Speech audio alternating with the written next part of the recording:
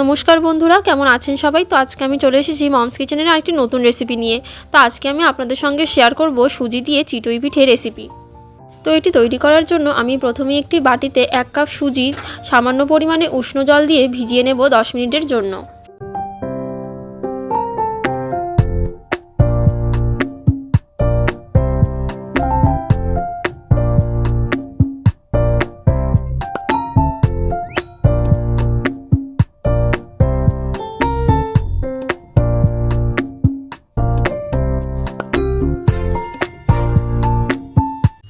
দশ মিনিটের জন্য সুজিটি ভিজিয়ে রাখার পর তারপর সুজিটিকে মিক্সিতে দিয়ে ভালোভাবে পেস্ট করে নেব।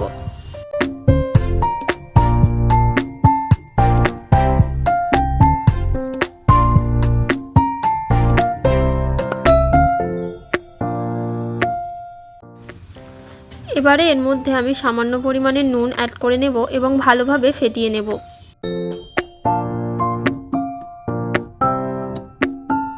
তারপর এর মধ্যে আমি সামান্য পরিমাণে বেকিং পাউডার দিয়ে নিয়ে আবার ভালোভাবে ফেটিয়ে নেব।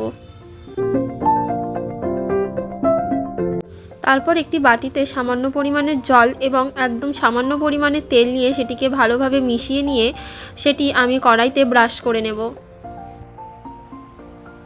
তারপর সুজি দিয়ে তৈরি করে রাখা সেই মিশ্রণটি আমি কড়াইতে আস্তে করে ঢেলে দেব এবং চিতই পিঠেটি ভেজে নেব।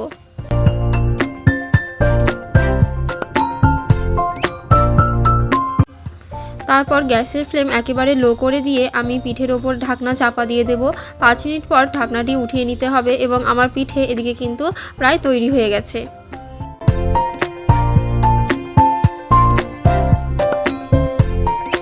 এবারে আমি পিঠেটি নামিয়ে নেব।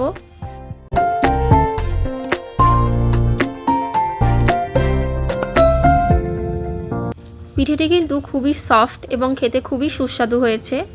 সুজি দিয়ে এই চিতই পিঠে তৈরির রেসিপিটি যদি আপনাদের ভালো লাগে তাহলে অবশ্যই বাড়িতে একবার ট্রাই করবেন এবং আমাকে কমেন্টে জানাতে ভুলবেন না যে আপনাদের কেমন লাগলো। ভিডিওটি যদি আপনাদের কিছুটা ভালো লেগে থাকে তাহলে অবশ্যই একটি লাইক করে পাশে থাকবেন।